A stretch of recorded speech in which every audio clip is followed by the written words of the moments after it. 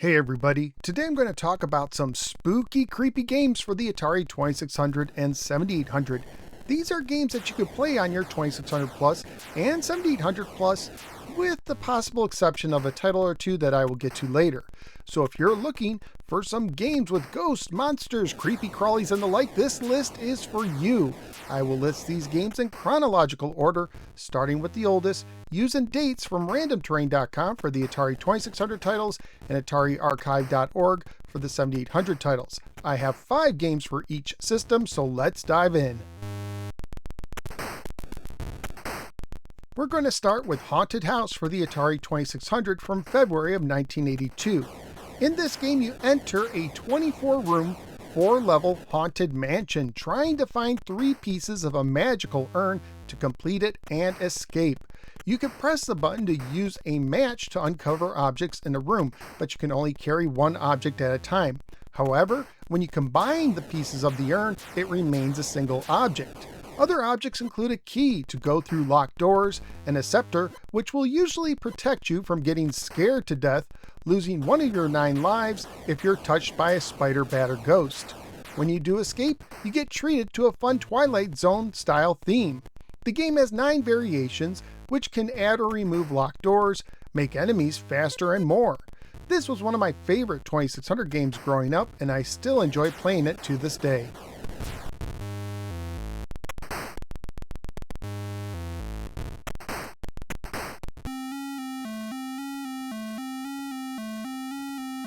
Next is Bugs for the Atari 2600, from October 1982 by Data Age. In Bugs, you are on an alien planet blasting away massive, bugs and lizards, using the iconic Atari 2600 paddle controllers.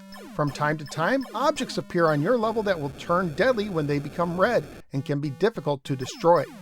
This is the weakest game on my list, but I had to include it as long bugs like centipedes and millipedes can really make my skin crawl, and this game has some of the best looking insects on the system.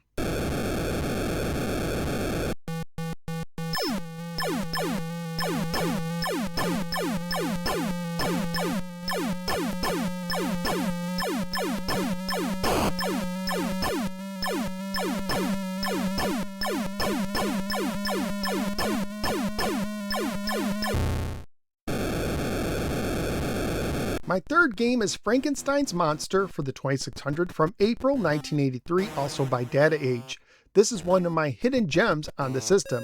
In this game, you're trying to stop Dr. Frankenstein from unleashing his monster by building a wall around said monster before the monster comes alive.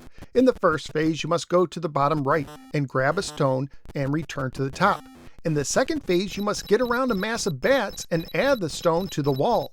Then you return to the main screen and increase difficulty. You lose a life if you fall into the acid at the bottom. If you build the wall in time, you win, making it an Atari 2600 game you can actually beat. However, you can also lose if you don't complete your task in time and the monster escapes. This reminds me of a horror-themed Pitfall, although it doesn't control quite as well, but it's still a fun experience.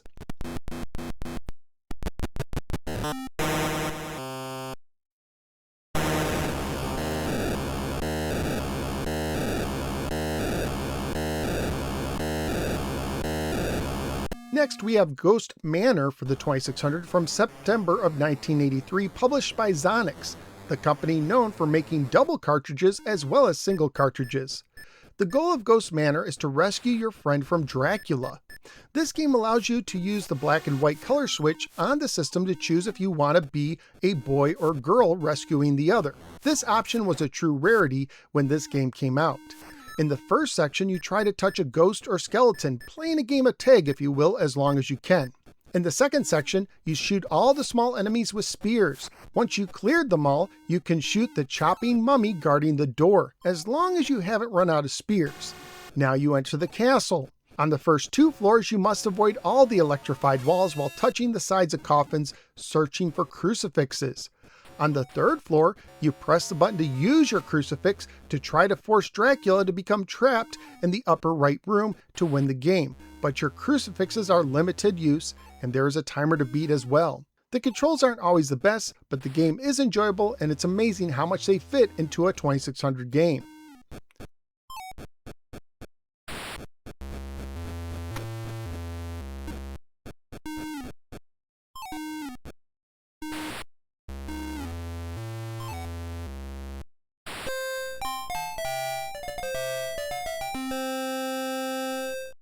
From October of 1985, we have Ghostbusters for the 2600 by Activision. Yep, that's right, somehow Activision ported their popular computer game into a 2600 cartridge. First, you buy equipment like ghost traps and bait for the Marshmallow Man. Then you flip the left difficulty switch to go to the map screen. Here you drive around going to flashing red buildings to try to bust ghosts to raise money. On the car portion, you can trap ghosts with the button if you bought the ghost vacuum. In front of the buildings, you use the button to set each of your 2 Ghostbusters and then to activate your beams and then to operate the trap 1 time. If you fail, a ghost will knock out one of your men. If you lose 2 men or if you use up all of your traps, you need to go to your headquarters, which flashes yellow at the bottom. When you freeze on the map and the ghosts move faster, you will need to flip the right difficulty switch to drop the bait before the Marshmallow Man destroys a building, costing you $4,000. When the PK meter maxes out, you need to have at least $10,000 to move on to the final section or your game ends. In the final section, you must move 2 of your 3 Ghostbusters past the Marshmallow Man to win. This port is lacking in many ways, but is still impressive for the system it's on. It's a shame it came out during the video game crash. Otherwise, instead of being a somewhat obscure port, it may have been more fondly remembered today.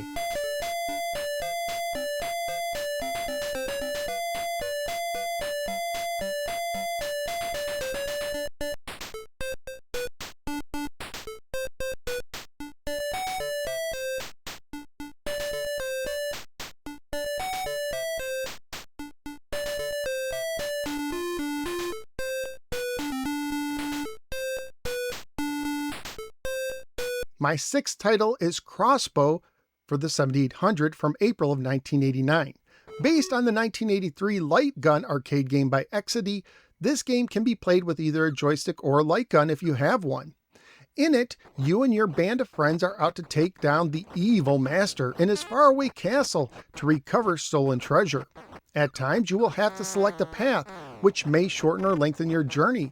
You can also pick up new friends as you go on. Not only is death always around you, forcing you to shoot a myriad of deadly obstacles, but in one setting you will face witches and ghosts. And at the end of your journey, you will need to fight the floating head of the master, shooting out his eyes to defeat him. Yikes! This game was also released for 2600, but omits the final battle with the master. This is the only game I couldn't get to work on my 2600 Plus or 7800 Plus, even with updated firmware. From what I understand, this only affects certain copies of the game. Lucky me. Playing it on these systems made it feel even more like a nightmare.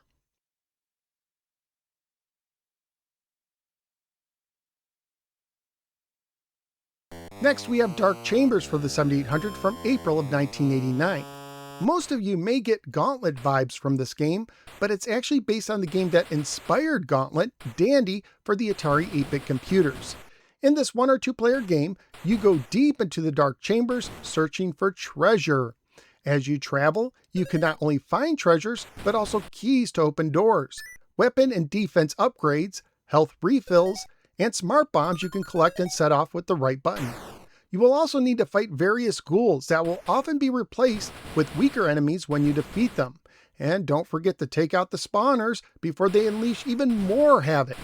The dungeons are named after letters in the alphabet, and when you get through Z, you go back to A at increased difficulty. A port was also made for the 2600 and Atari XE.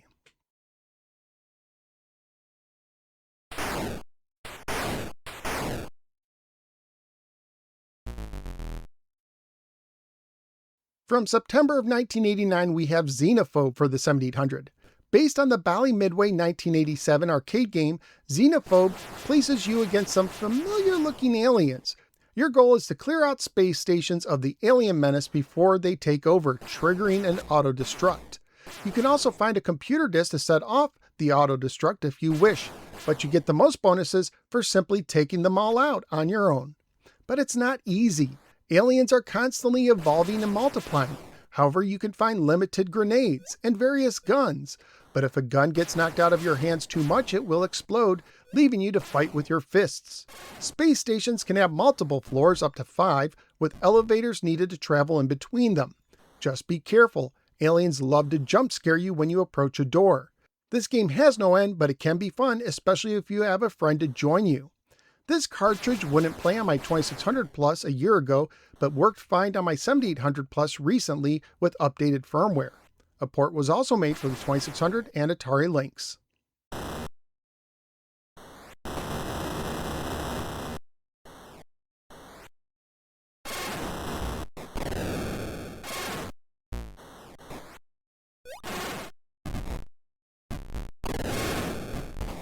Next, we have Alien Brigade for the 7800, estimated to have come out in 1991. In this original title, you can use either a joystick or a gun. Aliens have invaded, even taking over the bodies of some humans. It's up to you to fight through multiple levels, rescuing hostages and taking out the Queen Mother. The game plays like Operation Wolf and includes the ability to get extra ammo, weapons, health, and grenades. It's a true blast, in my humble opinion, one of the best light gun games from its era. It's a shame that it came out at the end of the 7800's life.